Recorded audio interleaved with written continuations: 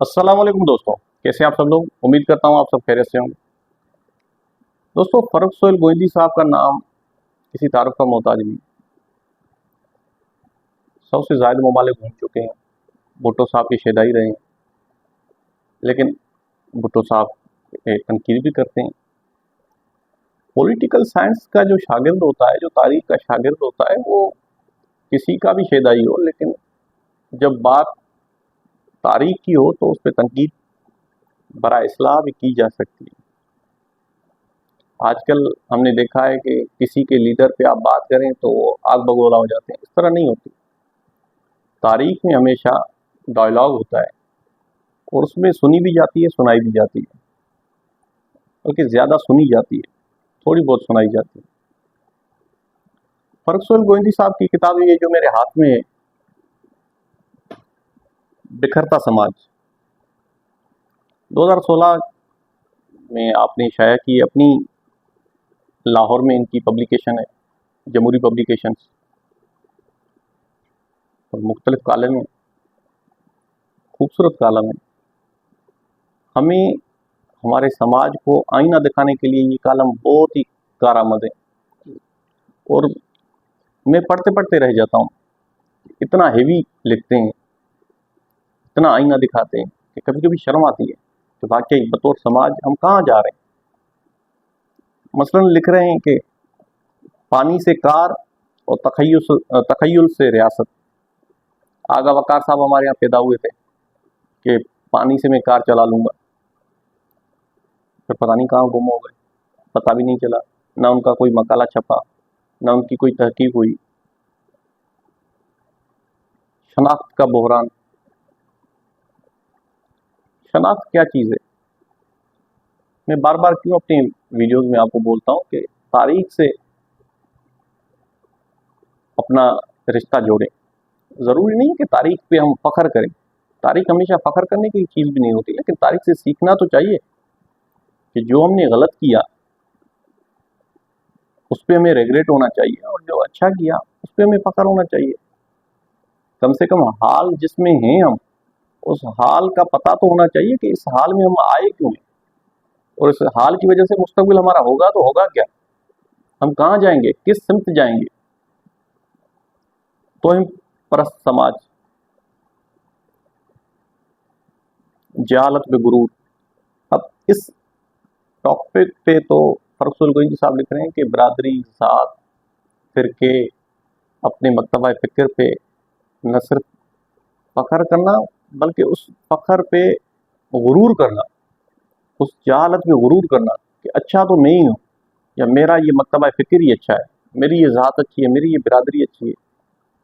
और chosen people term use कर रहे हैं कि हम चुने हुए हैं। भाई, अल्लाह पाक ने ये कायनात तख्लीक की है, तो उसके चरण परम, इंसान, जानवर, सभी अल्लाह को प्यारे हैं। इस तरह तो तख्लीक नहीं की है। अशरफुल मखलूक़ात हम हैं, लेकिन ज़रूरी नहीं कि सबसे अच्छे हम हैं। अशरफुल मखलूक़ात में से वही अच्छा होगा जिसके अमाल अच्छे होंगे, जिनकी नेकियां अच्छी होंगी। अब इतना गुरूर करना, और फिर जो आप कत्लो गारत, जो जुल्म, जो बर्बरियत कायम किए हुए हैं, उस पर फ़ख्र करना। मसलन एक जगह लिख रहे हैं अच्छे तालिबान, बुरे तालिबान और बहुत अच्छे तालिबान, 2016 में लिखी है। तो उस वक्त आपको पता है क्या चल रहा था। आज भी बाजोड़ में ऑपरेशन चल रहा है, वही तालिबान है ना। अहमद शाह मसूद के लिए लिखा है कि मैंने मुन्नू भाई को कॉल की जब उनका इंसिडेंट हुआ। याद रहे कि अहमद शाह मसूद का इंसिडेंट सिर्फ 2 दिन पहले, 9/11 के वाक़े से सिर्फ 2 दिन पहले हुआ था। और कभी सैंडी गाल की किताब आप पढ़ें, Ahmad Shah Massoud, the Napoleon of Afghanistan, Ahmad Shah Massoud, बहुत ही खूबसूरत किताब है। सैंडी गाल ब्रिटिश के जर्नलिस्ट हैं जो कुछ अर्सा इनके साथ भी रहे। जब सोवियत यूनियन आया है तो उसके साथ बहुत ही अच्छा लड़े हैं अहमद शाह मसूद। और बाद में उन्होंने पाकिस्तानी प्रेसिडेंट जनरल ज़ियाउल हक को भी मैसेज किया है कि मुझे इमदाद दें। मुझे हेल्प करें, मैं यहाँ का इंडिजिनस फ्रीडम फाइटर हूँ। हम तो कर रहे थे गुलबदीन हिकमत यार को, हमारा क्या काम था अहमद शाह मसूद के साथ। तो अहमद शाह मसूद ने वो कॉल भी इंटरसेप्ट की है, लेकिन उसको बात समझ में नहीं आई कि ये क्या बात हो रही। फिर उनके पास दो साथी बन के आते हैं, इसी तरह जैसे मेरे सामने ये कैमरा पड़ा हुआ है, इसी तरह वो कैमरा सेट करते हैं, और जब कैमरा सेट करके उससे इंटरव्यू लेने की कोशिश करते हैं तो कैमरा फट जाता है, उसमें ब्लास्ट हो जाता है और आके उसके सीने पे लगता है, तो फोत हो जाते हैं। अहमद शाह मसूद के लिए फरसुल गोइंकी साहब ने लिखा है कि वो वहाँ का एक काबिल एहतराम फ्रीडम फाइटर था अफगानिस्तान का। एक जगह लिखा है अहमद शाह मसूद ने कि मुझे अगर अफगानिस्तान की सरजमीन पे वो जो एक टोपी पहनते हैं, हमारे यहाँ पश्तून भाई भी पहनते हैं, वो उस टोपी जितनी जगह भी मुझे अगर अफगानिस्तान में मेरे पास होगी तो उस जगह पे खड़े होकर मैं एक टांग पे भी अपनी इस धरती, इस मुल्क के लिए लड़ूंगा। कहता है मुन्नू भाई को मैंने कॉल की, मुन्नू भाई बहुत गलत हो रहा है, जो भी हो रहा है, लीडर लेस नेशन हो रही है अफगानिस्तान की। तो मुन्नू भाई ने कहा ये आप साजिशी थोड़ी कंस्पायरी थेरीज आप बोलते रहते हैं, ऐसी कोई बात नहीं। कहता है 2 दिन के बाद 9/11 हो गया, आज चढ़ दौड़ा अमेरिका अफगानिस्तान में, हमें भी अपने साथ ले गया, चलो वरना फिर पत्थर के दौर में भेज दूंगा। जनरल जावेद साहब ने कहा ठीक है, हम आपके साथ तैयार। तो बात ये है कि आप पढ़ें अहमद शाह मसूद को, अफगानिस्तान को अगर आपने पढ़ना है तो अहमद शाह मसूद को आप थोड़ी लाइफ स्टाइल। ये पहला इंसान था जिसने अपनी फौज को बाकायदा तनख्वाह का इजरा किया था, अहमद शाह मसूद। और ये सेंडिगाल की जो मैंने किताब आपको बताई, इसमें डायरीज लिखने का बड़ा शौक था अहमद शाह मसूद को। जहाँ भी जाते हैं उनकी अपनी लाइब्रेरी, बहुत पढ़ा लिखा इंसान था। अब जाहिर है जब तारीख में बात की जाएगी तो बहुत बात आगे निकल जाएगी, लेकिन ये फरसुल गोइंकी साहब ने जो किताब लिखी है पीएचडियों का बाजार, कहते हैं जिससे बात करो मैं पीएचडी का स्कॉलर बात कर रहा हूँ, पल्ले कुछ भी नहीं है, कॉपी पेस्ट पे काम चल रहा है। अपनी तरफ से भी तो कुछ इस समाज को मुहैया करें, कुछ अता करें, कुछ तो दें, कॉपी पेस्ट पे क्यों चल रहे हैं। तवीलुल क़यामत आलम चना और तवीलुल मुद्दत वज़ीर आज़म। अब यूसुफ रज़ा गिलानी साहब की बात कर रहे हैं कि वो जब सबसे ज़्यादा अरसा वज़ीर आज़म रहे पाकिस्तान की तारीख में, तो उन्होंने जश्न मनाया कि 4 साल मैंने पूरे कर दिए, इतना अरसा। अब कह रहे हैं कि आलम चना को भी हमने Guinness book of world record में उनका नाम आया, लेकिन वो बेचारा इस तरह समझे कि तकलीफ में था, इतने बड़े कद होने की वजह से उसको तकलीफ थी, लेकिन उस तकलीफ को हम किस तरह सेलिब्रेट और एंजॉय कर रहे थे कि हमारे बंदे का नाम Guinness book of world record में आ गया। भाई आ तो गया, लेकिन उसमें आपका क्या किरदार था, आपकी क्या कंट्रीब्यूशन थी? वो तो कुदरत ने उसको कद दे दिया, आपने पढ़ा लिखा के उसको कदावर किया, खिला पिला के कदावर किया, ट्रेनिंग की आपने उसकी। आपकी क्या कंट्रीब्यूशन है as a nation, as a society, आपने क्या दिया उस बेचारे को? वो तो जिंदगी के कसम परसी में जिंदगी गुजार गया, क्योंकि इतना बड़ा कद, फिर उसके मसाइल भी बहुत होते हैं।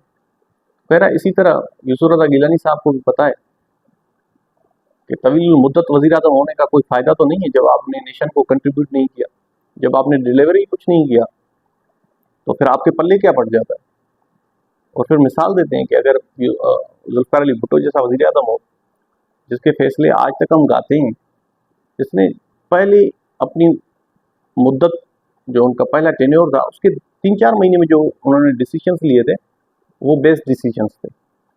आज तक वो जिंदा क्यों है? क्यों भुट्टो जिंदा है? भुट्टो के कारनामे जिंदा है, भुट्टो का नाम जिंदा है। उस वजह से यूसुफ रज़ा गिलानी साहब अब भी सेनेट चेयरमैन है माशाल्लाह, लेकिन फिर जब जिस तरह घर भेजे गए, वो भी तारीख का एक काला बाब है, उसमें भी लिखा जाना चाहिए।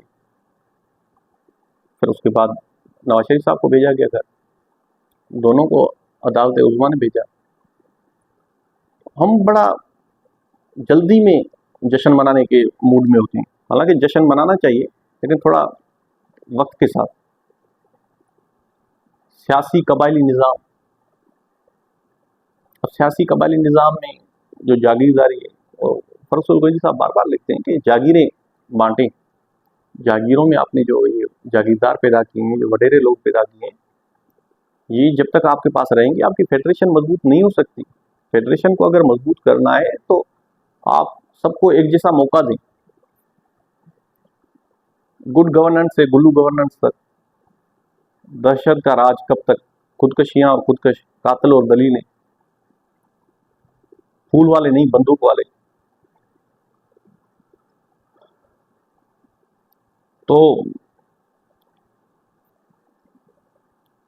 कालम निगारों के सफरनामे, इसमें बड़ा अजीब लिख रहे हैं कि कालम नगार हमारे मौसम गर्मा में जाते हैं, फ्रांस जा रहे हैं, लेकिन फ्रांसीसियों की कौम का एक टके का पता नहीं। कह रहे हैं कि अगर फ्रांसीसी से आप पूछेंगे कि मुझे नेपोलियन बोनापार्ट की कब्र पे जाना है, तो आपसे देखेगा आपको कि क्या बात कर रहे हो, एक डिक्टेटर की कब्र पे आप जाएंगे, वो डिक्टेटर जिसने दूसरे कौमों पे जाके हमले किए। हम रिपब्लिक हैं, हम जमहूरी हैं। अगर इसी तरह आप जर्मनी में किसी से हिटलर का पूछेंगे तो वो आपसे नफरत करेगा। हिटलर का आप पूछते हैं, बाय द वे हिटलर को आज तक हम बड़ा सेलिब्रेट करते हैं यहाँ अपनी निजी महफिलों में, बहुत अच्छा था, यहूदियों के साथ बहुत अच्छा किया था। हालांकि उसकी तारीख क्या है हिटलर की, वो कभी आप पढ़ें। वो पार्लियामान में आया था वोट लेके, ऐसे डिक्टेटर नहीं था। और फरुख गोइंदी साहब ने इस किताब में लिखा है, मैं हूँ जहाँ घर, कि हिटलर हो, मेसोलिनी हो, कोई भी हो, वो यूनिफॉर्म पहन के आते थे। हालांकि वो, लेकिन मुस्तफ़ा कमाल अतातुर्क की एक बात लिखी है इस किताब में कि वो यूनिफॉर्म नहीं पहन के आते थे कभी भी, टू पीस में होते थे, अपने कपड़ों में होते थे। कभी भी उन्होंने डिक्टेटर होने की, हालांकि वो थे जनरल, जंगें भी जीती थी, लेकिन कभी भी अपनी यूनिफॉर्म का खुल्लम खुल्ला इजहार नहीं करते थे। किताबें पढ़ें, बिखरता समाज। एक और किताब मैं आपको बताऊंगा फरुख गोइंदी साहब की, तुर्की ही तुर्की, बहुत ही खूबसूरत किताब है। या दोस्त दर लोग दर लोग, वो किताब आप पढ़ें। बिलंद एजुज साहब से लेके बोरिस जॉनसन की जो एक्स वाइफ हैं, जिनका ताल्लुक पंजाब में है, और यहाँ फरुख गोइंदी साहब के पास आई हैं कि मुझे अपने नाना और नानी के पास के घर के पास ले चलें और मुझे दिखाएं कि मैं कहाँ से ताल्लुक़ रखती हूँ। बड़े सगीर की हैं। हर इंसान आपको मिलेगा। इस किताब में हूँ जहाँ घर में लिखा है, फरुख गोइंदी साहब ने राशान एजुज साहिबा से मिल रहे थे। इससे पहले पीलो मोदी, जिसने लिखा था द जुल्फी माई फ्रेंड किताब, जिसने लिखी थी, बहुत अच्छी किताब है, कभी पढ़िएगा। उनके क्लासमेट थे जुल्फिकार भुट्टो साहब के, और इवन लिख रहे हैं फरुख गोइंदी साहब के, पीलो मोदी से ओढ़ना बिछोना पहनना सीखा था जुल्फिकार भुट्टो साहब ने, जो उनका स्टाइल था। और पीलो मोदी साहब भी एक बहुत बड़ी फैमिली के इंसान थे। बिखरता समाज में हमें अपने आप को आईना नजर आता है कि हम बतौर समाज कहाँ जा रहे हैं। वो में समाज बनाता है, समाज इंसानों से बनते हैं। लिख रहे हैं कि इज्तिमाइयत हमारे पास है ही नहीं, इंफरादियत है बस। बतौर एक इधर जा रहे हैं, कभी उधर जा रहे हैं, कोई गोल नहीं है जिंदगी का, कोई मोटो नहीं है। किताबें हमने पढ़नी नहीं है, बातें हमने बहुत बहुत बड़ी बड़ी छोड़नी है, जिसका सिरे से कोई ताल्लुक ही ना हो इस दुनिया में। कंस्पायरेसी थेरीज पे ही अमल करना है, अमेरिका हमारे खिलाफ है, फलां मुल्क हमारे खिलाफ है, फलां। आप बतौर कौम क्या कर रहे हैं? आप भी तो कुछ कंट्रीब्यूट करें। इस वक्त पंजाब डूब रहा है। पंजाब की सीएम साहिबा माशाल्लाह दौरा जापान के बाद मरी में जाके उतरी हैं अपनी फैमिली के साथ। और मैं डॉन पढ़ रहा था, तो बस उसमें ऑर्डर दे दिया है कि जो भी आपके पास वसाइल है वो खर्च कर लें। तो आपके सीएम होने का फिर क्या फ़ायदा? आप बतौर अहल लीडर वहाँ पे मौजूद तो हों। हमारे उस्ताद डॉक्टर सैयद जाफर अहमद साहब कहते थे कि मैंने किसी से इंटरव्यू किया तो मैंने उनसे पूछा, 2010 की सैलाब की बात कर रहे थे कि सैलाब का मज़ा, तो पंजाब के किसी कस्बे से ताल्लुक़ रखते थे। पंजाबी में कहा उन्होंने कि सैलाब का मज़ा तो भुट्टो साहब के दौर में था। सैलाब का मज़ा भुट्टो साहब के दौर में था। सैलाब तो एक आफत है, एक तकलीफ दे अमल है जिसमें घर हर चीज़ उजड़ जाती है। नहीं, भुट्टो साहब खुद हेलीकॉप्टर पे उतरे थे, हमारे गांव आए थे, हमसे आके पूछा था। 70s की बात है। आज वही आपको अपीलें, अब 1 महीना आप सब्र करें, 1 हफ्ते के बाद अपीलें शुरू हो जाएंगी कि फ्लड आ गया, सैलाब आ गया, क्लाइमेट चेंज आ गया, हमें मदद दें। IMF से, वर्ल्ड बैंक से पैसे आएंगे, फिर पता नहीं कहाँ जाएंगे। डिलीवर करें, बतौर नेशन खड़े हों, नफरत छोड़ें, प्यार करें। इस मुल्क, इस धरती के साथ सच्चे रहें, इस रियासत के साथ सच्चे रहें। इस रियासत में बहुत ही खामियां होंगी, लेकिन उस खामियों का कोई ताल्लुक नहीं है नफरत के साथ।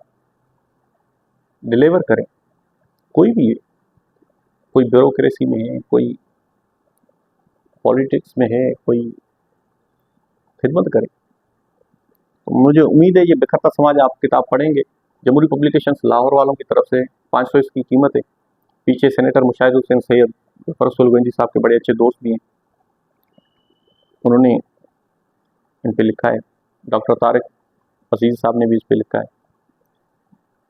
100 से ज़्यादा ममालिक घूम चुके हैं फरसुलगंजी साहब, लेकिन पासपोर्ट अपना पाकिस्तानी रखते हैं आज भी। ऐसे लोगों की कदर करनी चाहिए, हमें ऐसे लोगों से सीखना चाहिए। मिलते हैं नेक्स्ट वीडियो में। उम्मीद करता हूँ ये वीडियो आपको पसंद आएगी। इस वीडियो को लाइक करें, शेयर करें, सब्सक्राइब करें। Thank you so much.